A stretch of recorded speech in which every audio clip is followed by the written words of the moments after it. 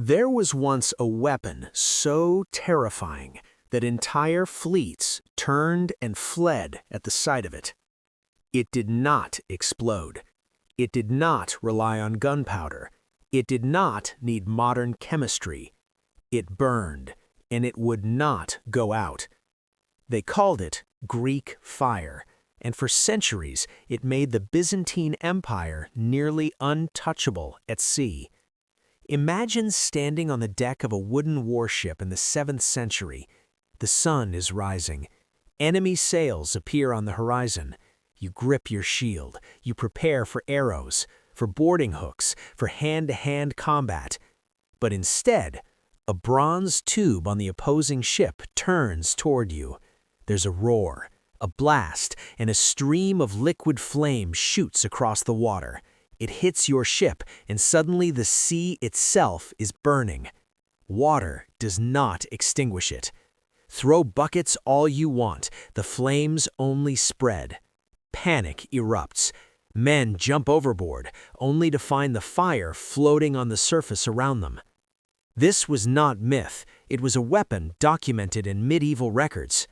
Greek fire was first used in the 7th century during the Arab-Byzantine Wars, at a time when the Byzantine capital, Constantinople, was under siege, outnumbered, outmatched, surrounded, and yet they survived. Why? Because of fire that could not be stopped. The inventor is often credited as a man named Callinicus, a refugee engineer, possibly from Syria, who brought a secret formula to Constantinople. But here's where the mystery begins. No exact recipe survives, no written formula, no confirmed ingredients list, just descriptions, accounts, whispers of a liquid weapon that burned on water. Modern historians believe Greek fire may have contained petroleum, quicklime, sulfur, or resin. Petroleum would float on water. Quicklime reacts violently with water, producing heat. Resins could thicken the mixture. But no modern recreation has perfectly matched the historical descriptions. And that's the key. The Byzantines guarded the secret fiercely. The formula was a state secret, known only to a small circle, passed down carefully, possibly even memorized rather than written. The weapon was deployed using siphons mounted on ships, bronze tubes connected to pressurized containers. Some historians describe it as an early form of flamethrower. Others say clay grenades filled with the substance were thrown like explosive jars. When they shattered, fire erupted. It was psychological warfare as much as physical destruction. Wooden ships were the backbone of naval power, and Greek fire turned them into floating coffins. During the siege of Constantinople in 717 AD, Greek fire reportedly devastated enemy fleets. Enemy commanders learned quickly. Close combat meant death. Water offered no protection. Rain did not help.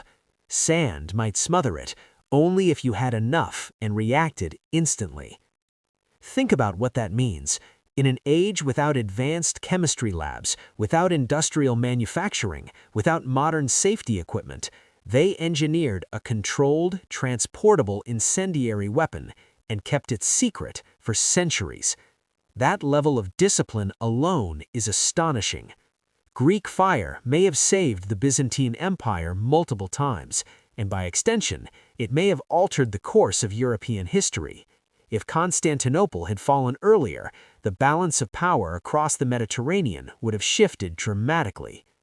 So this was not just a weapon, it was a strategic shield, a technological advantage that preserved a civilization. But then, something strange happened. It disappeared. By the late medieval period, references to Greek fire grow vague, less detailed. Eventually, the true formula was lost. Perhaps the last keeper of the secret died without passing it on. Perhaps political chaos interrupted the chain of knowledge.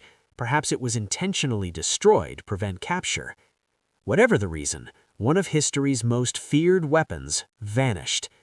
Modern chemists have tried to recreate it. Various petroleum-based incendiaries can burn on water. Napalm, for example, clings and spreads. but the exact properties described in Byzantine texts remain debated. Some accounts claim it could ignite on contact with water. Others say it required ignition from a flame source. Some suggest it emitted a terrifying roar when launched, like a dragon's breath. And here's what makes this story powerful. Greek fire proves something important. Advanced technology does not always move forward in a straight line. Sometimes knowledge is gained, then lost. We assume we live in the most technologically advanced era, and in many ways we do.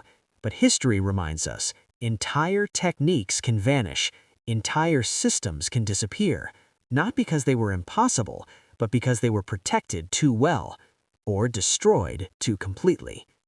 Greek fire was not magic, it was chemistry, engineering, logistics, and secrecy combined. It required storage containers that would not ignite prematurely. It required delivery systems that could project liquid flame under pressure. It required trained operators. It required trust and absolute silence about the formula. That level of coordination suggests more than a crude mixture of oil and flame. It suggests a military-industrial capability centuries ahead of its time. Imagine if the formula had survived intact. How different might medieval warfare have been? Would other nations have developed countermeasures sooner? Would naval battles have evolved faster? Or was its disappearance a blessing for humanity?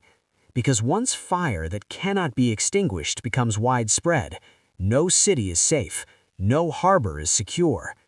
Perhaps the greatest mystery isn't what Greek fire was made of, but why it was allowed to vanish. Did its keepers fear misuse? Did they understand its destructive potential too well? Or did simple human error erase one of history's most powerful secrets? Today, we study ancient texts, we analyze residues from old battle sites, we theorize, we experiment, but we cannot say with absolute certainty, this is the formula, this is exactly how it worked. And that's rare. In an age where information is everywhere, Greek fire remains a shadow, a weapon that shaped history, then slipped into legend. It reminds us that knowledge is fragile, that secrets can survive for centuries and still be lost forever. And perhaps the most haunting truth of all, somewhere in the ashes of history, there once existed a formula so powerful that empires rose because of it, and the world has never truly rediscovered it.